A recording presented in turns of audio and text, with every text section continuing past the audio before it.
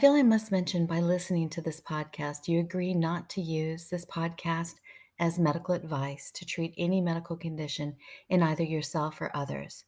It is not a substitute for professional medical advice or consultations with your healthcare professionals. We're here to share stories and give hope. Please consult your own physician for any medication questions or medical issues that you may be having. Our bodies are uniquely ours, and something that may work for one person may not necessarily work for you.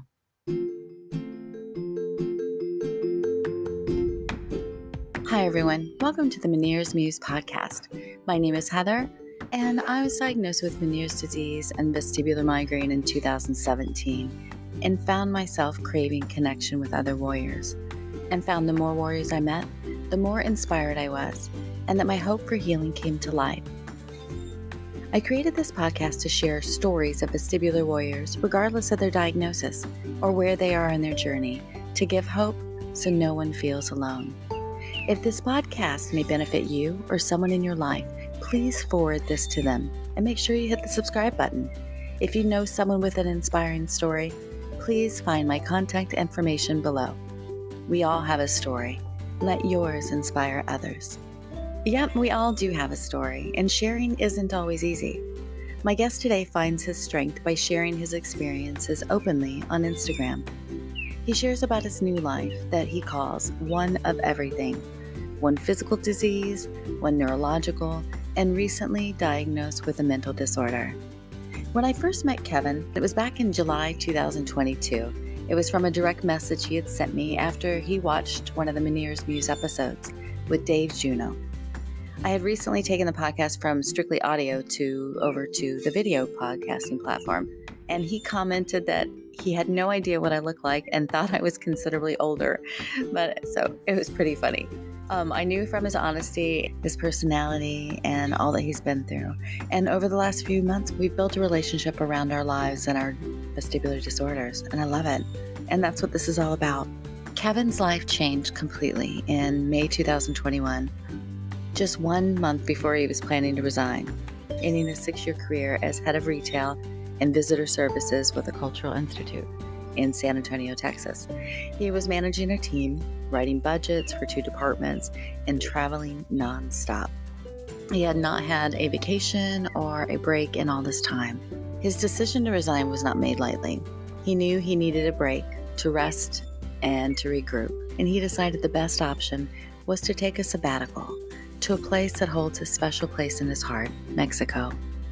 Unfortunately, he never made it, and I'll let Kevin share the rest of his story. Please welcome my friend and fellow Vita ambassador, Kevin. Well, I'm so happy we finally connected. We have been crisscrossing with Life Rebalance Chronicles, and we've never caught up. So I'm so happy we finally caught up, Kevin. How are you doing today? Yay! I'm doing good. Good. Good. Well, I am so intrigued about your story. If you would take a little time to tell me a little bit about yourself and your vestibular journey. All right. Well, of course, I'm Kevin, and my vestibular journey began, I always say 2021, but it was actually before then. I had started having some issues May or June of 2020 because, of course, the pandemic hit. The museum where I was a senior manager at. I had 2 departments. We closed, and so we work from home. Strange working for a museum from home, but we have a lot of behind-the-scenes things that we do.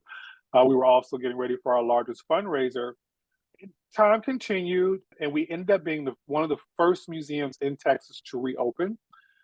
So we reopened in May, and I noticed one Saturday I came in to catch up on some things, and I was sitting in my old office, just doing some things. I think I was actually working on a budget, to be honest, because I had 2 budgets to do.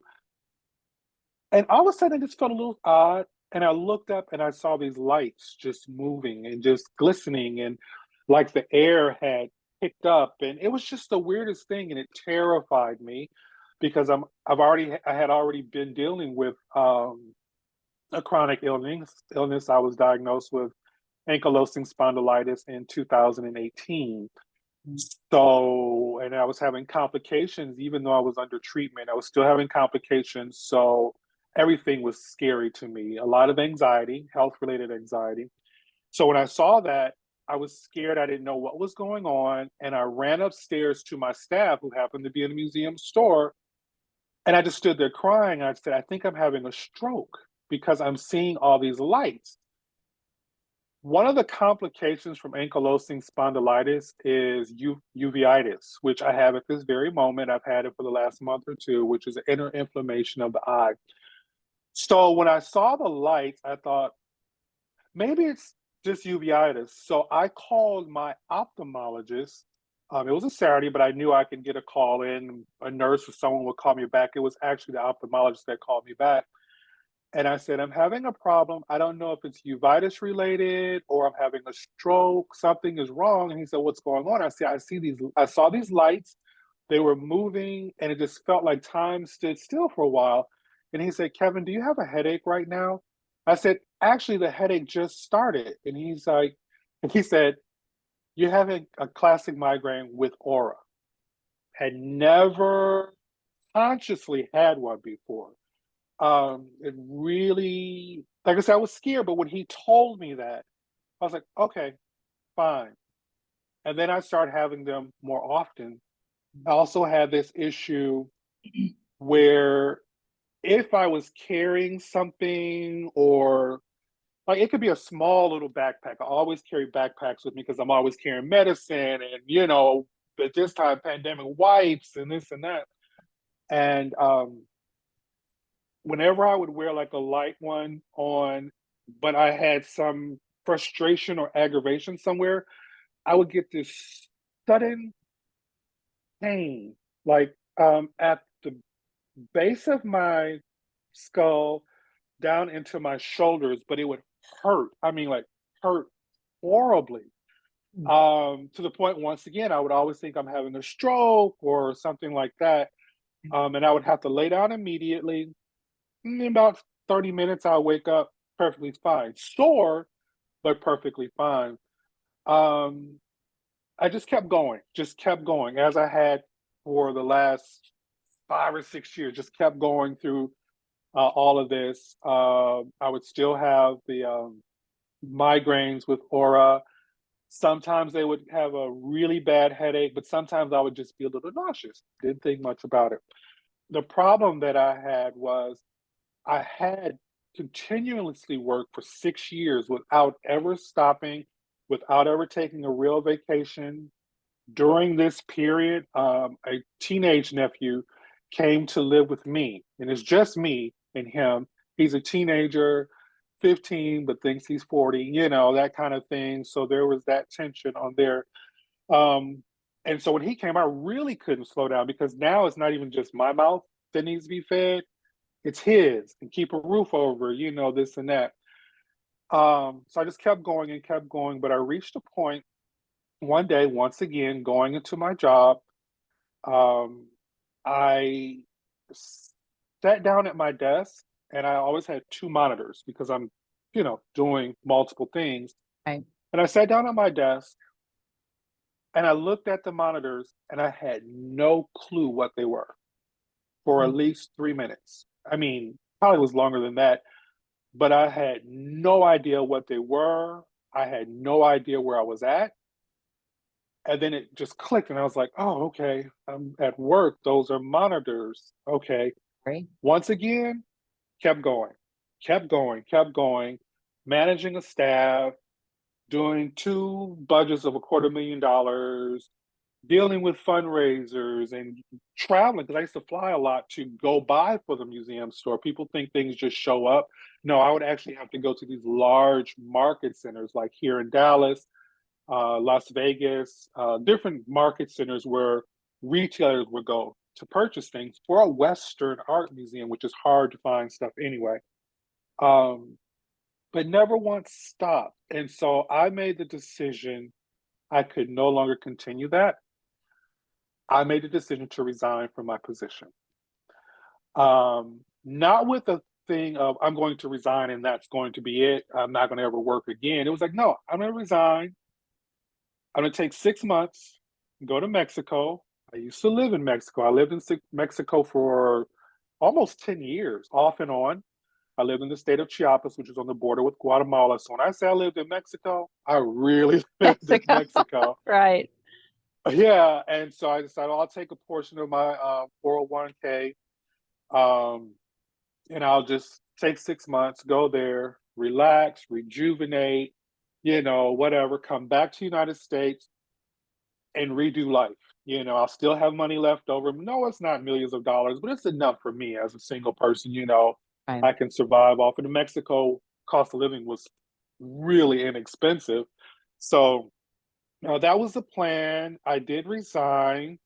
I had to wait for a couple of weeks to get the 401k check and all this other kind of stuff.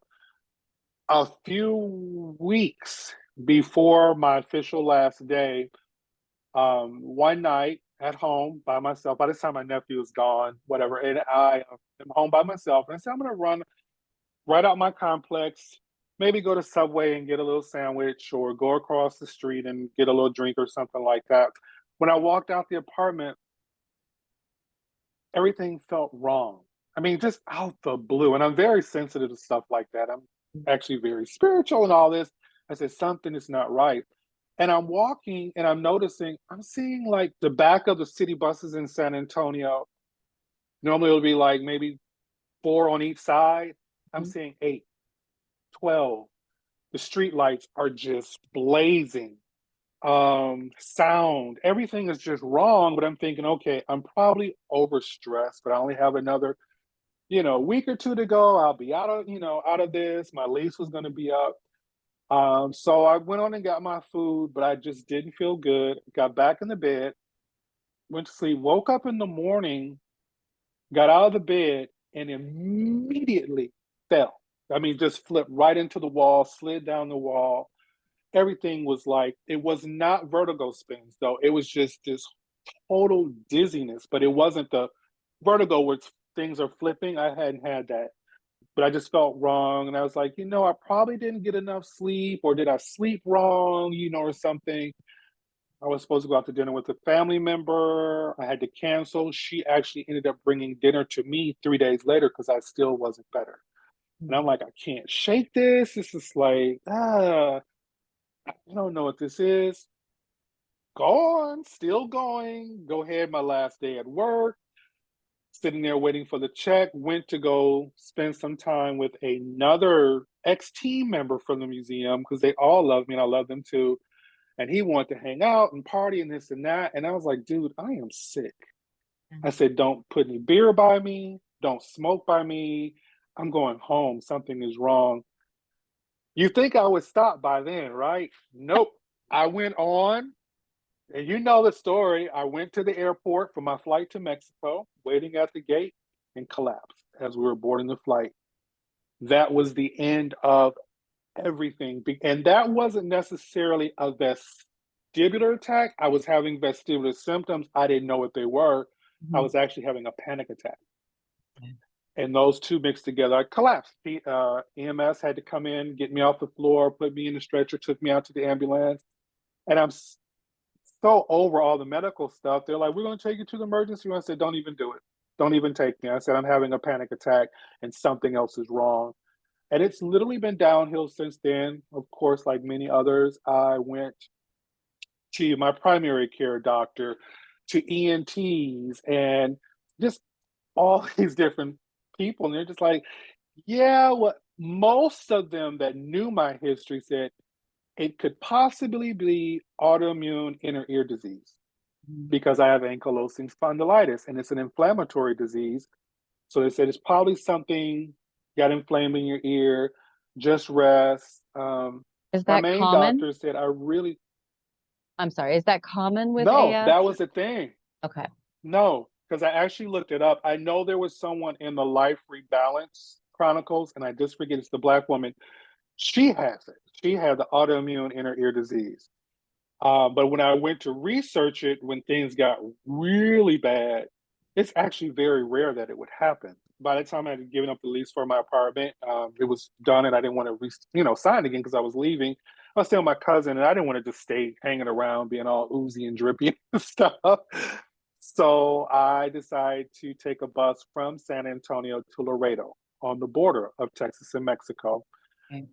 because I knew it would be inexpensive. I could be in a hotel. I had money, and just get myself together for a week or so. Then I would get on the bus and just go to Mexico. I wouldn't fly. Mhm. That was the scariest period of my life because I arrived, I think it was that Thursday. The next day, I went into a full vertigo attack. The whole hotel room started spinning and flipping and twirling.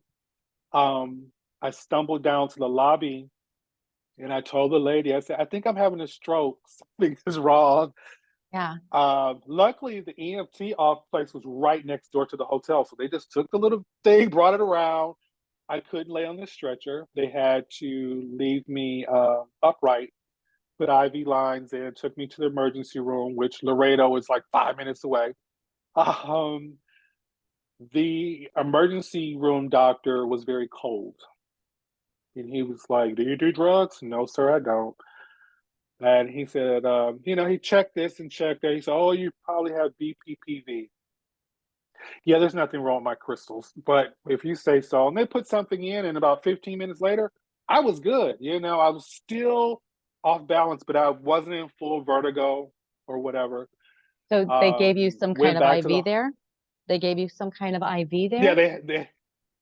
they did. They had already put an IV line in when I got in the ambulance. Uh-huh. I don't know. It's actually on the bill, but I think it was like super strong Benadryl or something like that they put in there. Ask if it was Um, for anxiety. If it was for anxiety, because I know when I first went to the ER, they gave me an IV full of meds that just kind of chilled me out completely. So I wasn't sure if that's what they did yeah. for you. Yeah. Hmm. I don't really know. It chilled me out, and he was very particular. He did not want me to be in the emergency room, not because he was mean. This is the second wave of the pandemic coming, and as I'm sitting there, Yeah. they are bringing children in, Gosh. and he's like, "I need to get you out of here because I have about 7 COVID cases coming in right now. I do not want you here." So he got me out, and I thought, okay, I'll take the meclizine, which of course, they gave me. I was started on a round of steroids. And I'm sitting in this little hotel room, and I'm like, okay, I'm spending too much. I'm gonna go to this other cheap motel. Should have never done that. But anyway, I stayed there. I'm taking these meds. Nothing is changing. My whole world, and I am here by myself for 2.5 months. Oh my gosh. Um, You didn't it make it, was it just was didn't get back home or to a family member's house? You were in that no hotel for 2 months, Kevin? two and Oh a my half months. gosh. Before we go any further, I want Yep, to ask I you would something. Let's sure. backtrack a little bit to that airport. Was that, knowing what you Hmm. know now about vestibular disorders, I know you said it was anxiety. Did you black out, or do you consider that a drop attack? Because I know Meniere's runs in your family. Do you know? It wasn't a drop attack. It was not a drop attack. It was because I didn't know what these symptoms were. Right. And when they started, because I'd gone through TSA, I had this really heavy backpack on, which I shouldn't have had. Yeah. Um, I was having the really bad neck pain, which plays into my AS, which is a spinal condition, and my discs are all messed up here. I'll eventually have to have surgery. And then I don't really like flying, you know, and I'm hopping on this really quick flight from San Antonio to Houston, which is about 15 minutes in this long flight from Houston on into Mexico. It's packed. We're still dealing with the pandemic, all these different things. And plus, I'm leaving my life. Yeah. So my body is like, you have these symptoms going. Hey, fight, fight, fight, fight, fight, fight. And so I lost it. I just started getting really hot, typical panic stuff. Absolutely. Um, Mm. yeah, it Okay. was it was it was a scary period. Like I said, the scariest portion was being alone for 2.5 months, and I was spending ridiculous amounts of money. Not so much for the hotel because I caught deals all the time, but it's for specialists. ENTs and this one. I'm paying cash now Right. for all of this. Most of them were sweet, but they had no clue what was going on. Eventually, I did make it back to San Antonio to my primary care doctor. I called and I said, hey, I've been dealing with this for 2.5 months. It has been terrifying. She's like, come home. She said, I know you. She said, I don't know why you didn't call in the first place. So I go. She had me fill out a questionnaire while I was there too. That's a whole other thing. That's how I got my mental health stuff going. She had me in there doing the exam, and she went to lean me back on the. She said, "I need you to lean back on the table." But she's watching me as she's doing it, and all of a sudden she gasped. She's like, "Oh my!" And I'm like, "What?" She said, "Are you dizzy right now?" I said, "Yeah, I've been like this for months." Okay. She said, "You're dealing with your eyes are swinging." She said, I know about it from medical school, but I've actually never really seen it in a person. She said, you're dealing with nystagmus right now. It's like, yeah. She said, you traveled here like that? I was like, yeah. I said, I didn't want to take anything because I needed you to see exactly how I am or whatever. And then she asked me questions about family history, and she knew about my grandmother being diagnosed with Meniere's. And there are about 3 or 4 other people in my family who've had vestibular type disorders. They were never diagnosed with Meniere's. My grandmother was.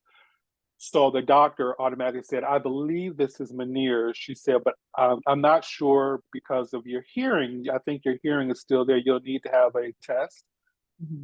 She said, but I want to start you on treatment to see what happens. So, of course, I got the diuretics, which I already do. I used to do anyway because blood pressure issues, but I started the diuretics and some other things. And that was that with her, Plus, I got the anxiety disorder diagnosed through Right. her office, and that's a whole other story. And then I reached out to my brother here in Fort Worth, and I said, I'm coming up. And so I came. I was just really just going to come for a week or so. But still had money. I said, I'll come and, just see them and just kind of get it all together. I had to take Dramamine and all kind of stuff just to do the train trip up here. And once I got here, his wife and mostly his wife, she was just like, we've been following your journey. You've been alone this whole time. Sorry. Okay. This Take is your why time. we're family. We need you to come home. And my mom is in Michigan. I'm originally from Michigan. So it hurt me to do that only because I have lived on my own for so many years, and to now have to be dependent, at that I didn't think I was going to be here this long. But just to say it was one part was good because like, well, at least I know I'll be safe, and if I do have an attack or something like that, I'm with family. Yeah. But it was also hard giving up my independence. And that was that. And I thought the episodes would get better. I did see another ENT here. He took me out the diuretics because he did testing in his office. My hearing was good, but I told him one of the issues that I was having, especially at the onset, my hearing would go out for periods. And I knew it because it's like all of a sudden it would just be like, You have the fluctuation, the wom wom in your hearing. yeah, yeah. Like I would just be there and all of a sudden he'd be like, hey, what happened? Then a few minutes later it would come back. I did have the tinnitus quite a bit. It just kept happening, but it would be like, ooh, and then it'd go away. And it kept happening. I actually have not had that much this year, but at the beginning it was bad. On wood for you. Oh, yeah, yeah, yeah. And I still get a lot of ear pain. I did see the ENT. He did his testing. He said your hearing is good. He said I have 1 or 2 more tests to do for you. They were extremely expensive in my case. By this time, I was running out of money. We did 1 or 2, but he said with everything, your history and everything, he said I'm gonna put Meniere's over on the side for right now. He said there is a possibility that you do have Meniere's, but right now you're dealing with vestibular migraine. This has been going on for a while, so I'm also going to give you PPPD Oh, because that's just diagnosed you what with both. PPD is when it goes on. Right. Yeah. It's if it goes more than so many months, it's just like that's just what it is. Yeah, so it's been a bit of a roller coaster, especially with seeing so many specialists. No one really giving you any real medications and stuff like that. I am blessed to be in an area where one of the great doctors is at Dr. Bay. But right now I cannot afford to see Dr. Bay. Hopefully that will change. And I just learned some new things dealing with my mental health. One of the medications that's used for that is also, it's showing a great, how do you say it? Research is showing that it really helps with vestibular migraines. And so I did call my provider yesterday and left a message, and she'll get back to me in the next day or two about changing one of my psych meds to this particular med, because that would be literally like taking one med for two totally different things, because it's supposed to help with the vestibular migraine and my other mental Do you mind me illness. asking what it is? It's lamotrigine. Okay, Lamictal. Yep, Fantastic Lamictal. medication. I Okay. didn't even know about it. That's the beauty of being in these different things on social media, whether it's Twitter or TikTok or whatever, and someone mentioned it, that I think it was her child dealing with vestibular migraine, and they said that it had proved effective in the vestibular migraine. And so me being a researcher, I went online and I started looking up, and sure enough, it really does. And then I said, maybe I'm thinking of the wrong med. So I looked up my mental health diagnosis, and yep, they're right there. So I'm like, Oh, oh, this would be perfect, because I'm already on a med similar to that. right. So I think this will probably be stronger or whatever. But if it could really help with both, which I've noticed, That'd be nice. my current medication is, I'm not as bad as I normally would be. But I did have a real bad vestibular migraine thing last week. So I'm sorry for talking so much. Ask questions. Please, I don't have to ask questions. You're telling the story. No, it's great. I'm so sorry that you've gone through this. And it's one thing that I don't know if you've noticed this. It's not spoken about in the community a lot about our financial stress, Mm. because I don't even talk about it a lot, because I too, I cleaned out my savings trying to figure out what was wrong with me, and had to step away from work. So it is one of the higher stress things that we just don't talk about. Mm-hmm. Just people just kind of push it under the table. But there's kind of It a is. stigma there. It's hard, especially when you're new, because I still consider myself new to vestibular disorders. But when you go into a group and they say, "Oh, I had this test and I had that one," and I know through our conference people were talking about, "Oh, I saw this doctor and we did this special thing," and I'm just sitting there like, "Yeah, I can't do any of that because I don't have insurance." And thankfully, the care I've received so far has been it's been not super expensive. And I've had the help of my other brother who lives in North Carolina, of course, my mom, God bless her, but you feel like such a wuss. I'm like, I'll be 55 and my mom is still sending me boxes of clothes and shoes and, a couple of dollars here and there. And my brother, of course, I've been here for over a year and a half. Because of all of my illnesses together, I've had to apply for disability. So, of course, denied, and now we're waiting for the hearing phase. Yeah, which is supposed to be a little better. Well, I know that is so tough. I remember I did the paperwork, and for them to expect you to fill out all that paperwork when you feel as poorly as you do, and it's detailed, it's asinine. It is. Yeah, and I really did mine by myself. Yeah. 21. Yeah, in October I fill it out, turn it in by November, and it was a lot of pages, and I didn't know. Oh, get a lawyer first. I just didn't know because I thought I would have to pay for a lawyer, and you don't pay up front. It's only if your case is won or whatever.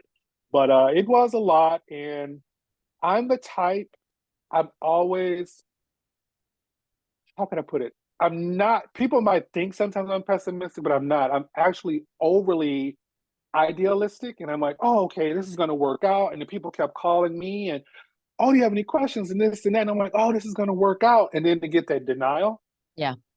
Mm-hmm. that was devastating. That's when I felt one of my mental illnesses the most, which was depression, a form of, and that really, I could literally feel it for the first time because by this time I'm medicated and this and that, and I could feel it.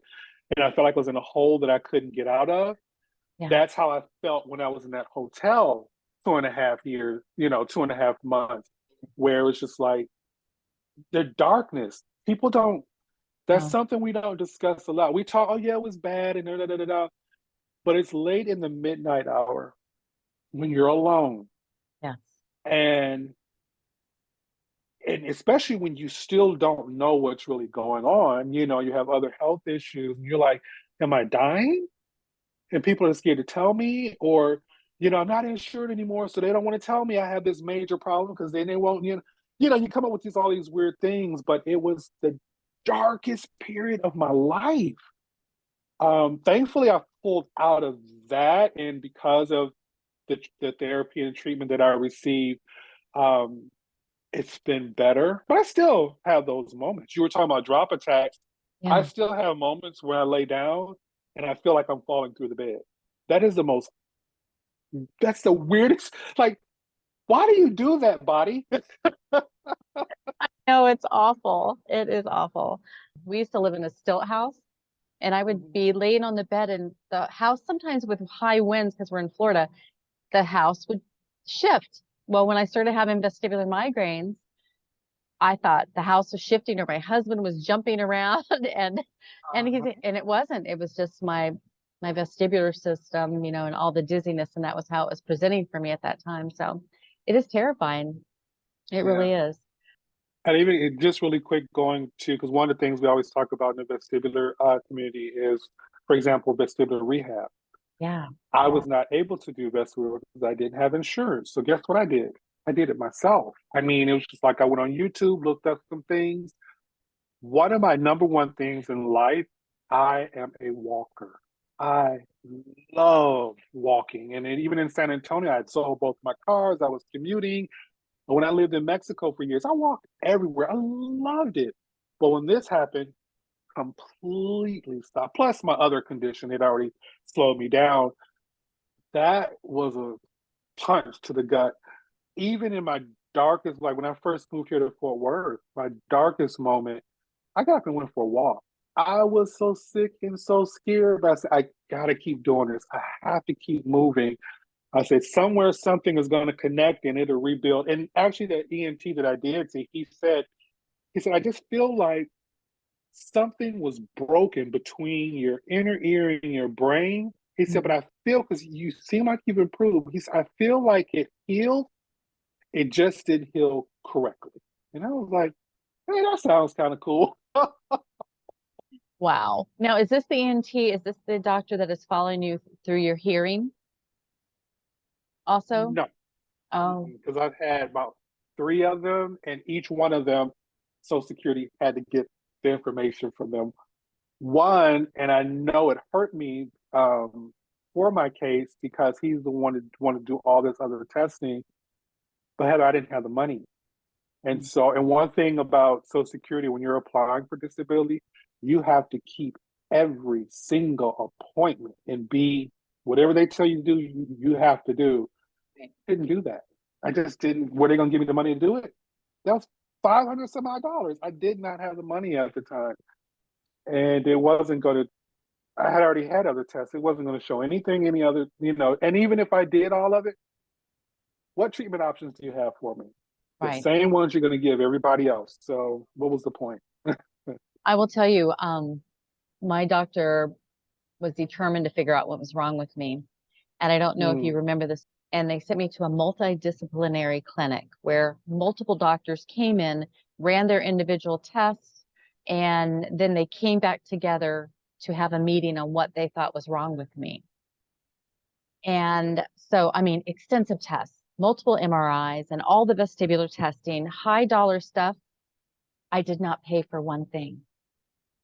Oh, wow. I had to do a lot of paperwork, jumping through hoops, but after I got that testing done, I didn't have any money. And I'm like, I don't know. When I first went there, I thought they were going to ask me to pay something. And I was ready to pay a little bit, but I didn't know how far. And they never asked me. So I kept going. And then after I finally got a diagnosis, they sent me my first bill. Ridiculous amount of money. So I called them and I was completely honest. This is something that shifted in me, that my pride, I stuffed it down and I called and just told them, I don't have it. Can I work something out with you? I mean, I'm not working right now, whatever the case. And the lady was kind on the phone and she sent me this paperwork to, I forget the term, but it was pretty much an application to be forgiven for the money. And they forgave every penny. Wow, that's awesome. So there are ways around it. It's just, and I don't know the system. That just happened to be something that was laid in my lap, and so I do ask those questions when I do have to go to appointments.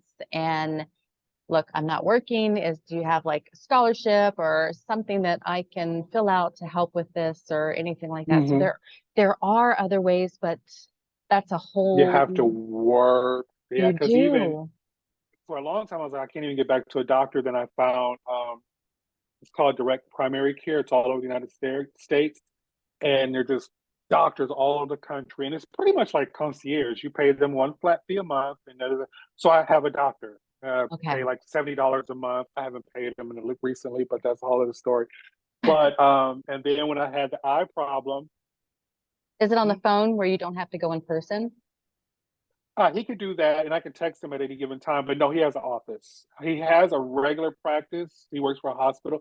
He just does this on the side. He's from a different country. He doesn't like our healthcare system. So, he actually wrote up my stuff for disability. But, and even like my eye stuff, I almost lost my eye, last month. It was a nightmare. And I'm so used to going to the ophthalmologist, but that's when I had insurance.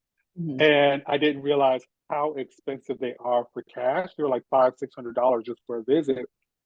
So I just went to an optometrist where you get your glasses, and they gave me some drops, but it went totally wrong like a couple of days later. And she sent me to another optometrist. They go deeper than regular optometrists, and they were able to treat me. Then it was like $90. Wow. And then every visit after that, I haven't had to pay. So like you say, there are ways. My mental health care, I don't pay one dime for anything. One dime. So that's been amazing. So there are ways to get around it. And then I know in your state, because that was something that kind of threw me, there was someone that started a vestibular care type program there in Florida. For people that didn't have insurance or anything like that. And I went to look it up and see if we had that here in Texas, but this is Texas, so, But there is something they started there in Florida, so you might want to check in on that. Oh, that's interesting. I will check on that. We never, like you said, we hardly ever talk about the financial side. Even those who have insurance, even if you have insurance, you're still paying a lot of money out of pocket. So. Yeah.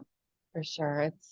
It's definitely very sensitive. And even with me traveling, because I'm the only one that works when I work, and people don't understand, well, how can you travel if you don't make money? It's because I work, 3 or 4 months a year when I need to, and I just have to be so careful on I live completely different than I did before.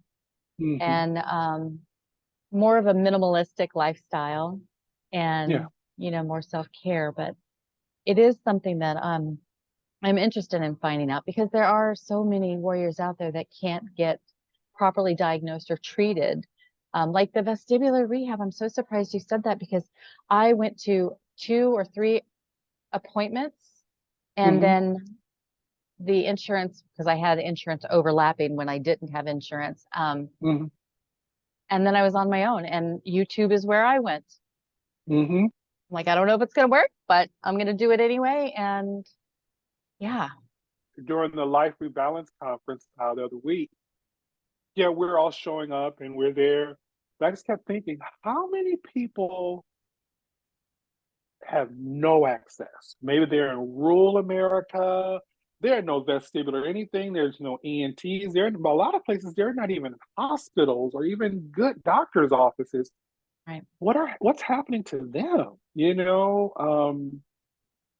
Hopefully they get an idea and they tune in. But what about if they don't even have internet? I Some know. parts of the United States don't have it. So it is something that I think needs to be discussed at some point in the future. Probably at the next um, Life Rebalance conference. The It's a good financial idea. pain of it. Right. Yeah. Right.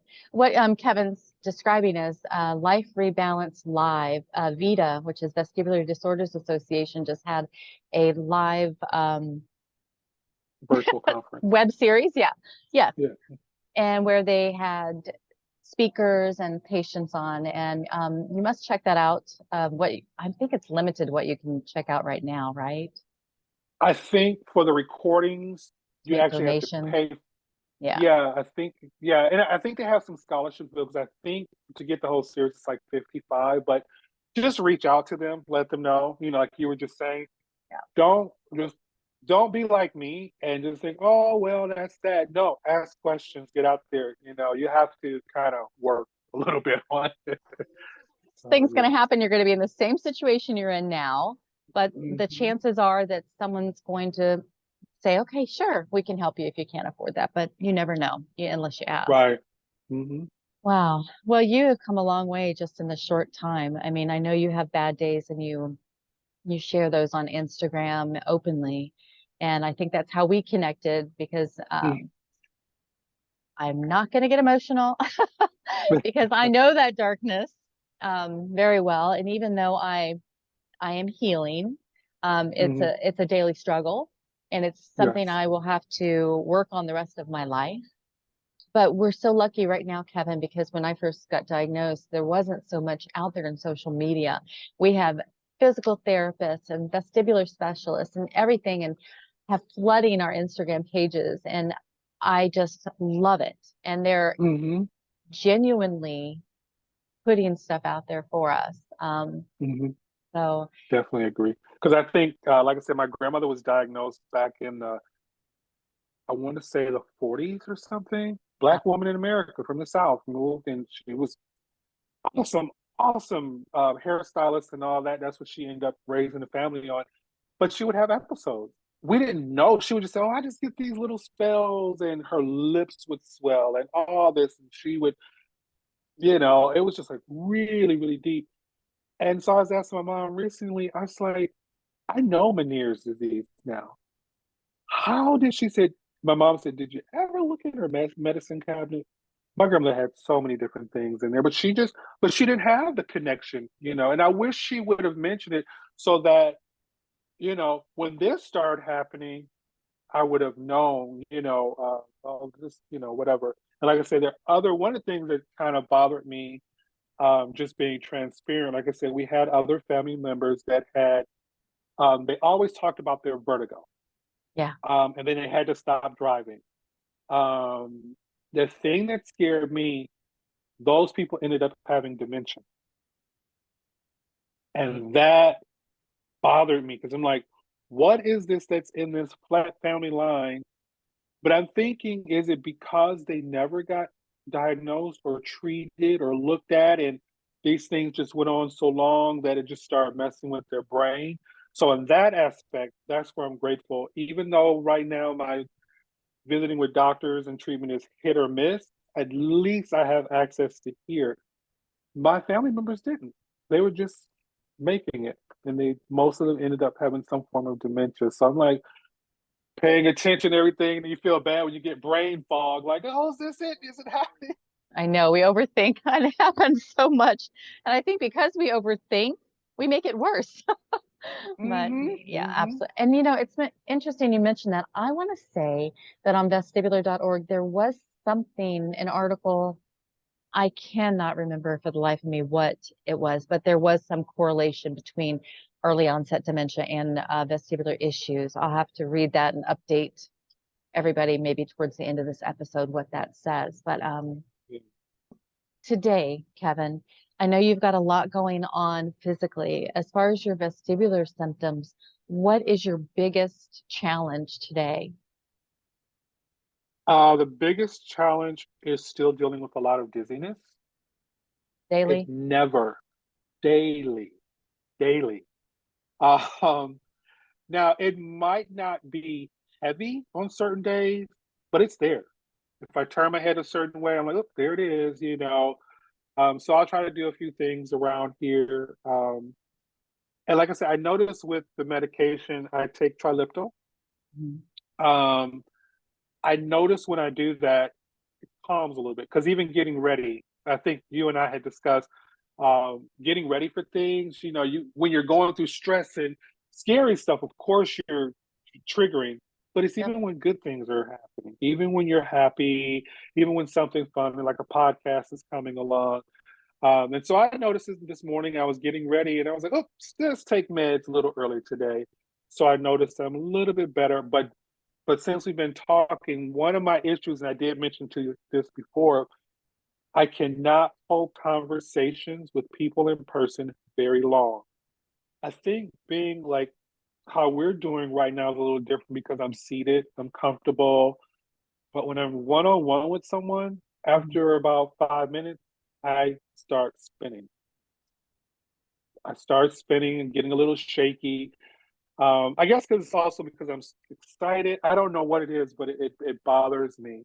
But Yeah, yeah, I think that's my main thing would be the dizziness. right.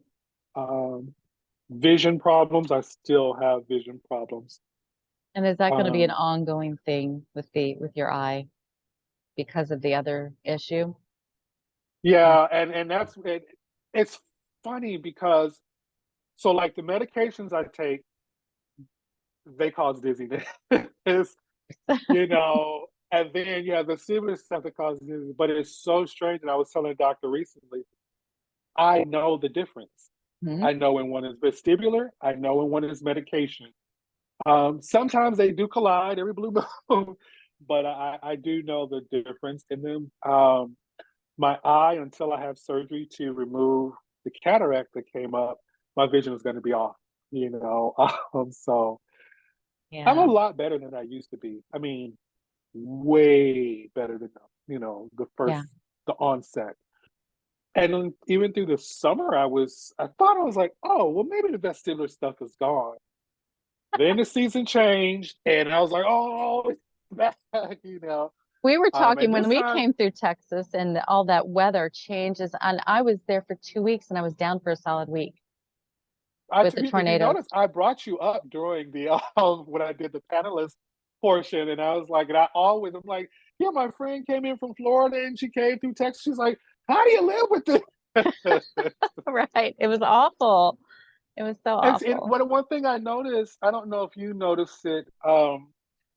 When I use a few apps to check the barometric pressure. Someone said, "Oh, stop doing that." You just say, "No, I need to know because I've been caught off guard too many times." I notice when there's high pressure, Mhm. I'm okay. When it drops, if it's going back and forth too much, it's a wrap. I'm going to be sick. But I've noticed recently when it stays low for a long time, Mhm. I'm having problems. And where I was at when I originally got sick in the South Texas, it's extremely low. So I was Mhm. actually in a place that was making me worse. And I knew because every time I'm going to go get something to eat and I'll be fine. And I would get out and be like, oh, I'm dying, you know.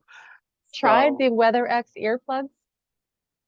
I just purchased generic earplugs. I told you I was poor back then. I wasn't paying all that Oh much. no, I know. And I haven't tried them either. And I looked on Amazon, they're $15. It depends on which ones, but they have something in them, like a little cement plate or something that's supposed to do something. I'll let you know because I'm gonna try them. That's the only I just thing that went I to the don't have local control over. pharmacy and just purchased some generic ones. And then plus, I always have my AirPods Pro, or I have Galaxy Buds. When I used to make money, my house looked like Best Buy. I have every gadget you could have, like 3 or 4 computers and all this. But I'll pop those in. If I'm traveling, I always have something in my ear. My emergency thing is some people don't like it, and whatever. I still carry meclizine or Dramamine. So if I'm I have it also. I carry it as well. It doesn't do great things for me, but it makes me sleep. So, well, yeah, and I think at one point it wasn't working for me, but I was taking it all the time. And so now oh, I only take it when it's like, okay, I can't deal with this. And it helps. It really does help. So I still carry that. and we're And all so uh different. We're yeah, all so different. yeah, So, yeah, yeah. yeah. Well, that's good. Well, I know you just did the Life Rebalanced Chronicles docu-series because I Mhm. was part of that too. I'm so excited to watch yours. When will yours be dropping? Probably when I finish getting the rest of my B-roll in. Okay, so you haven't gotten a month yet. Okay. No, I got half of them in, and I was supposed to do some more, really quick clips, but we ended up having my niece's two-year birthday party, and then people around Happens. the house had pink eye, and I'm like, you're not touching anything. So I'll get it done. I'm Right. looking forward to it though. I think the first Life Rebalance series really helped a lot because just like I said, the social support groups and everything, just knowing you're not the only one. Because I'm sure Heather, like you, when it first happened to you, you really thought it was just you, and Yeah, then I had you no idea. realize it's like thousands of people. That makes a big It difference. does. Feeling alone was worse than not having a diagnosis to Hmm. me Hmm. because I thought I was losing it because no one could understand what was going on. So it's so nice to have our brothers and sisters out there that get it Hmm. and understand, even though the majority of our life and the people in our life don't. So No. it's great. Even the morning when we did the Life Rebalance virtual conference, and we were day one, me and 2 other people. I started having a vestibular problem the day before because once again, excitement, building up to something, and I was so embarrassed. To be very honest, I'm not going to cry, but I was really embarrassed because I said, I triggered this in myself, or am I just being psychosomatic? And I really felt bad. I'm like, here I go again, because it's not been the first time where, like, my niece's first birthday, I had a full on panic attack before we left the house. I couldn't even go. Not a panic attack, a vestibular attack. I mean, I was falling through the bed and everything. So that morning of the virtual conference, we had your like behind the scenes before you go live. Right. And I told the other 2 panelists, I said, I am so sorry. I'll probably be the weakest link. I am really sick this morning. And the thing that got me, they messaged, we are too. And I was like, this is it. This is it. We all experienced. And let me tell you something. I loved watching that, but I was so overstimulated with all the input Yeah, because not only was I watching you guys, I was watching this message board. right. I was so exhausted after each one I watched that the last day I couldn't log on. So yeah, that's our life with Mhm. vestibular disorders. Well, I'm glad you went on anyway. And I wanted to ask, do you do any type of breath work or meditation when those things come on, or a body scan Uh, or anything like that? work. I actually just started doing a little breath work. I started doing what is it called? The 4-7-8, where you take in 4 breaths, hold it for up to the count of 8 and release it and this and that. And I was like, this is not going to work. It actually helps.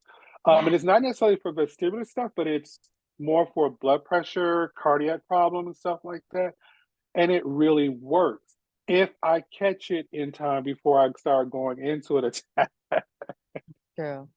Well, I think the more Yeah. that you do it, the more you'll catch yourself and it'll be more of a natural thing. Hmm. Well, I I used to know. do yoga and meditation because I'm very metaphysical. But I'm going to be very honest about something. When I started dealing with all these health problems, I was, use my language, I was really pissed at the universe. I was And like, all the years I studied and meditated and this and that, and this happens? Are you real? And I was really over it. I was just like, no way. I am finally coming back into that, but with a different eye.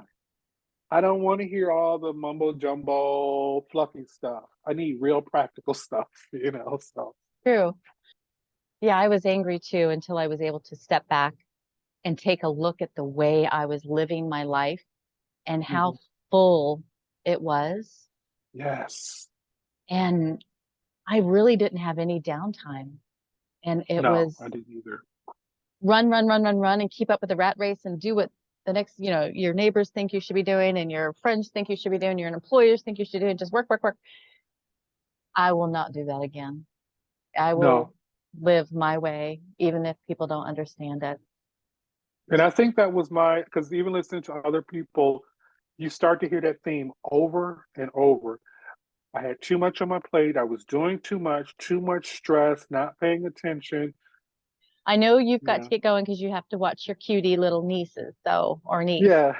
So Yeah. let's jump into, well, I have one question before we jump into whirlwind questions. How can we support you in the community? Oh, wow. Just, I guess that's a really deep one. Just be there, listen. That's pretty much it. Just continue to listen and share your message. And when I say your, I mean everyone. Just share your stories. One of the things that still to this day bothers me is when you have these people like, oh, I'm doing fine. I've gotten over my vestibular stuff and I'm doing this therapy and everything was perfect and fine. And da, da, da. Yeah, that's great. What I love, because I think it was on one of your shows, Mm, you brought it up and you were like, no, I still have symptoms. And I heard it from someone else on their show. That's daily. what I want to hear. Yeah. Yep. I want to hear that people, yeah, of course we want to be a lot better and be 100%, but the likelihood that's going to happen is, but if people could just be honest and just share their truth, yeah, I'm still dealing with symptoms. I'm still dealing with depression and anxiety related to this. So just, yeah, just if the community just continues to be transparent, open, and truthful about their experience, that would help me a lot. Awesome. Awesome. Mhm. I know that people hear me say I'm healing all the time, and some people take it as I am quote unquote healed. I have never Mm, said that. I will be mm, healing the rest of my life, and I know that, and mhm, that's okay as mhm. long as it's a forward motion. And even though I do have symptoms daily, so it's a very personal journey, and those are just words I like to put out there because it's more positive to me to know that I'm still healing, even though I'm not cured. Mhm, mhm. So yes, so we will definitely be doing that for you, Kevin. And we'll look forward to the Life Rebalanced docu-series, and I can't wait for that to hit. Um, Yes. let's We'll jump on be these on the questions. internet for eternity. We'll never disappear. I know we'll be there even if we're not around. Right. All right, well, let's jump on these so you can go babysit. Okay. Or in one word, what has living with a vestibular disorder taught you? Patience.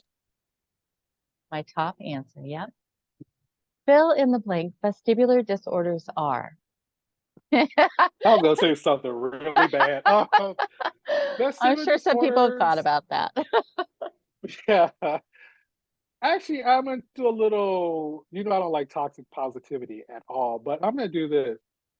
Vestibular disorders have actually been a gift to me because, as you just said, they've taught me I need to shut. I was about to say bad stuff down.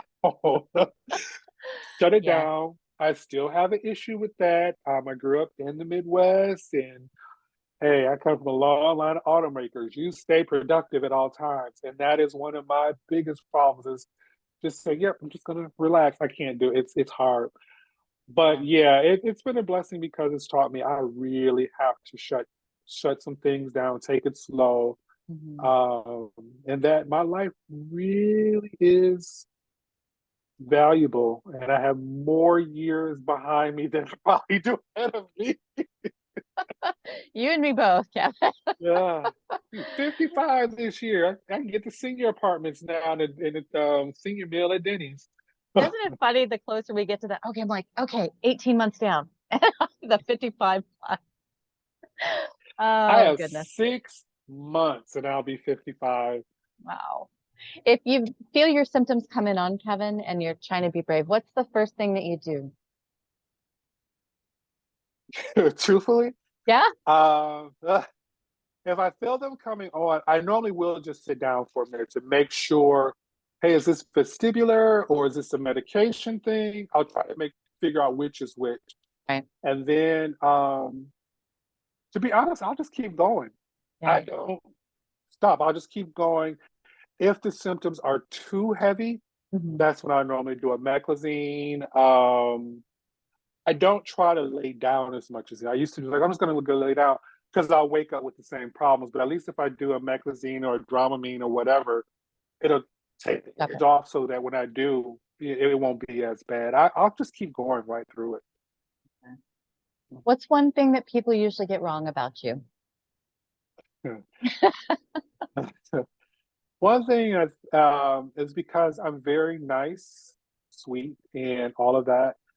And that has been a problem in my life because I've had many people walk over me, and they're shocked when I go into Detroit mode and flip on them. I go off on them. They're like, I didn't see that coming. I'm like, yeah, you misjudged me because you thought I'm just always nice and sweet. I will get you together in a second.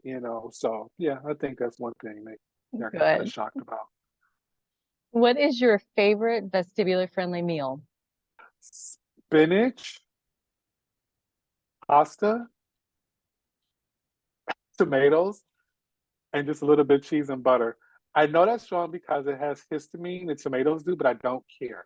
Oh, that just makes me, feel better. I Yeah. just had tomatoes last night, and I know it's like, yeah, I'm gonna have a little issue. Who cares? I don't eat fresh tomatoes, but I eat sun-dried tomatoes and I don't have problems. Well, I only eat certain types of tomatoes, and it's the I think they're called Roma tomatoes.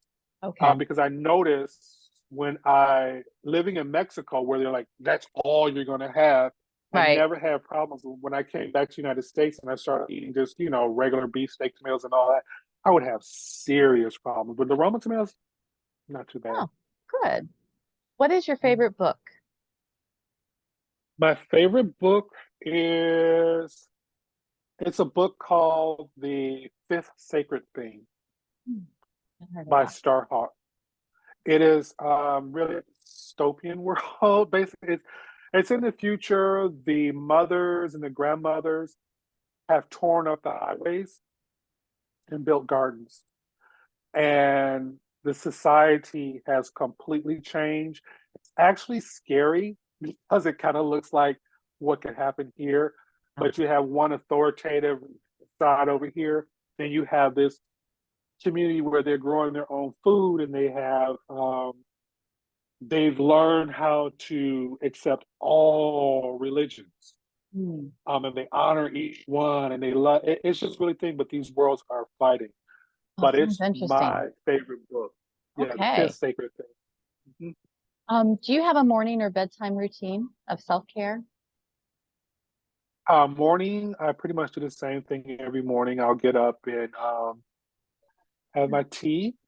Well, I'll get ready and all that kind of stuff, and then I'll have some tea and something light, take my medications for the morning, and see what's going to happen for the day.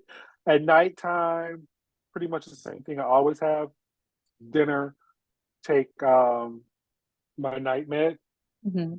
and go to bed. And I do this every single day Okay. without fail. I never used to be like that, but now I am because sleep is important for almost all of my chronic illnesses.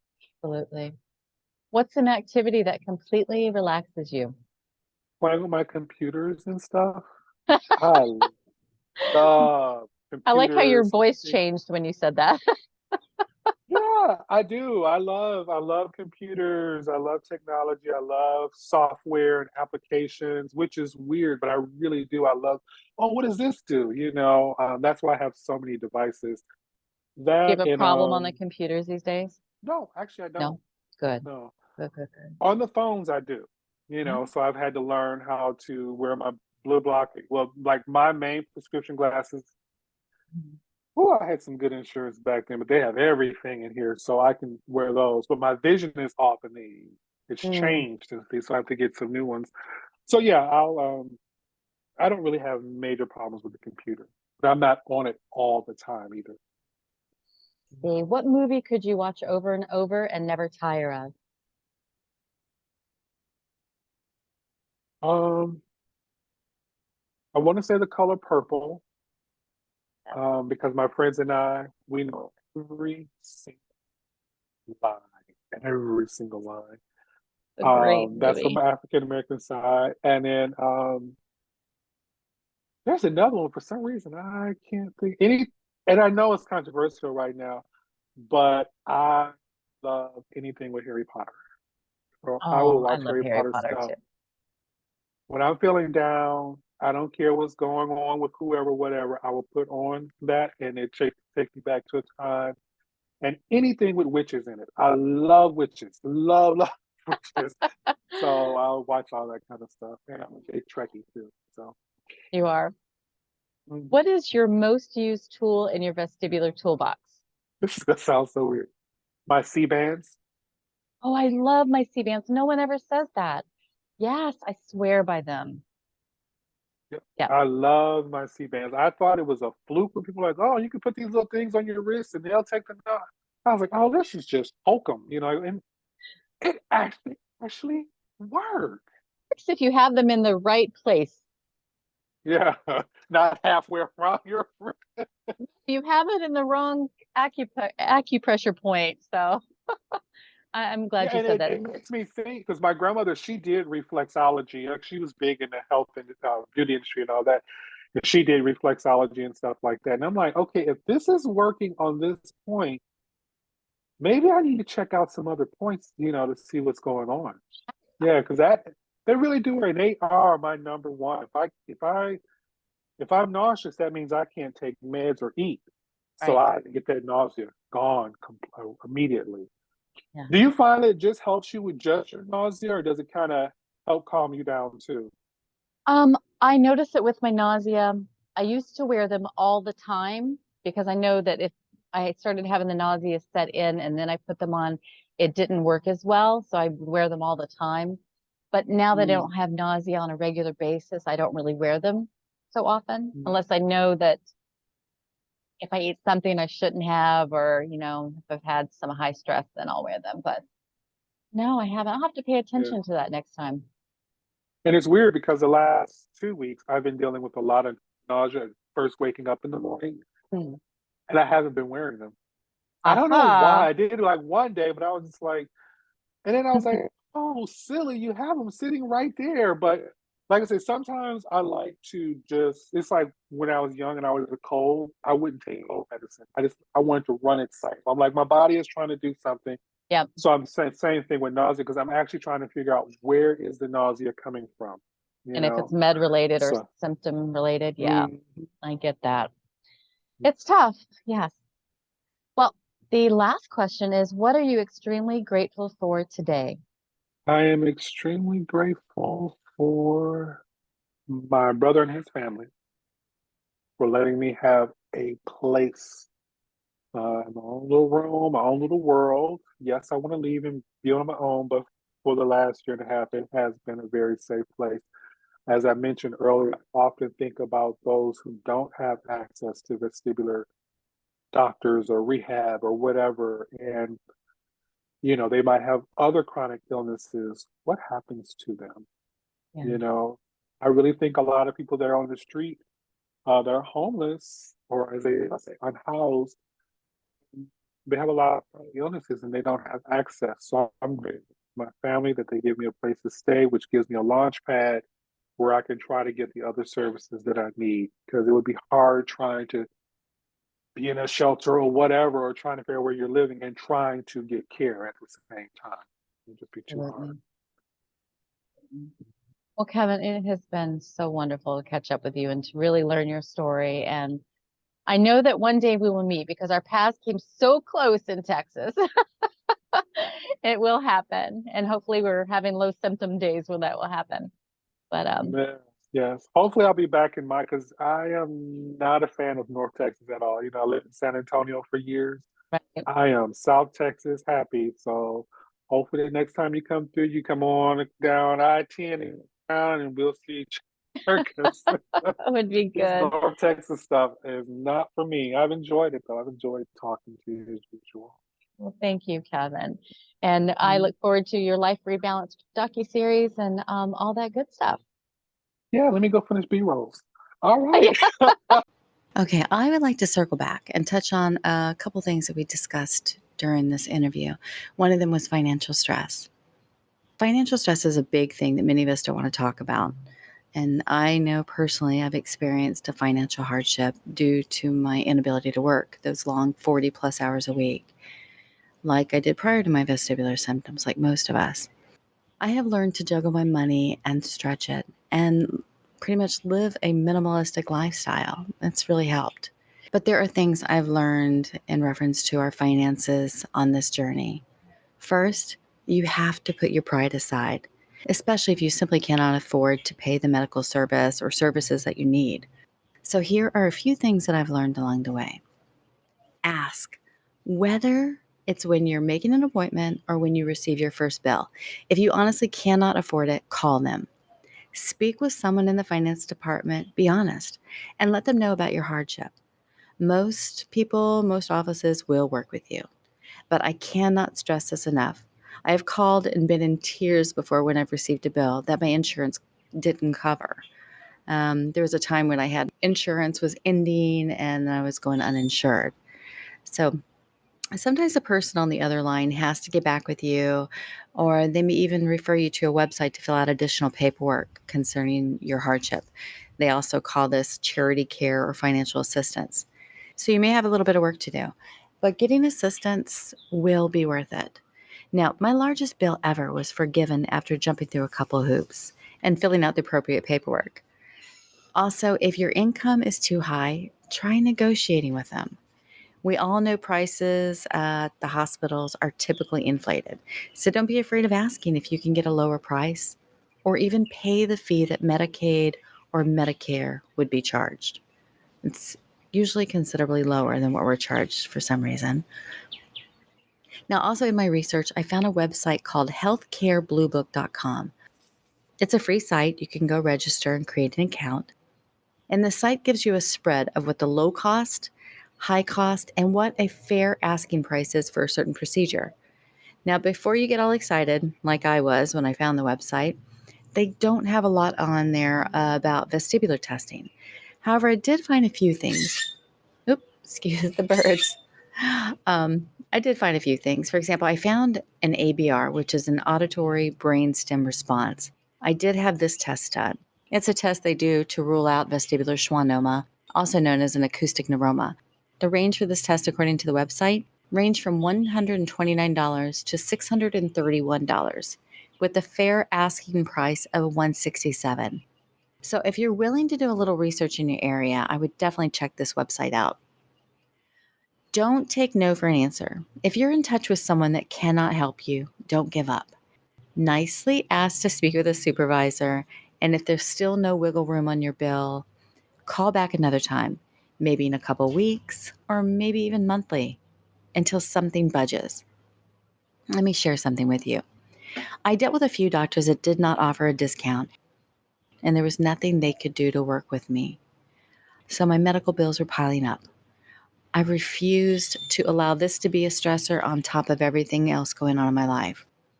So I sat down and I decided how I could pay something to each of these doctors and hospitals each month and still live comfortably. So instead of looking at the big numbers, I decided how much could I really afford to put out monthly, and then I divided it by all the doctors and hospitals I owed money to. At one point it was, okay, I can afford $100 a month. So I'll divide that by the 20 different medical bills I have coming in. I went back to writing checks, which is dreadful and I hated it. But guess what? I would write a $5 check to each bill each month. And when one would be paid off, I would increase the amount that I was paying. And I was consistent with paying every month, a little bit of something, whatever I could afford. I don't like owing anything to anyone. And I know this way of working is not like Dave Ramsey's way of doing things, but it's the only thing that made sense to me at the time. And I can tell you, after a year of consistently paying off those measly $5 a month bills to some doctors, they forgave my balance. They could see I was trying and wrote it off on their end. It was great. I wasn't trying to get out of paying them. However, I did what I could afford and was consistent, whatever that may look like for you. I'm sure nowadays the financial departments don't care to receive a monthly check for $5, but hey, it's something and that's all I could swing at the time. So I'm not a financial advisor, I'm far from it. These are just things I've run across dealing with my vestibular issues. You can also check local churches and other local charities that may be able to help you with electric bills or other necessities. As far as medical debt, I think it falls off your credit in like 7 years, right? I'm not sure. I would love to hear from you if you have found a charitable organization that can help people living with vestibular disorders. Or if you're a financial advisor that would love to give better advice than what I've just given, that'd be great. I'd love to chat with you. Reach out to me, find my information below.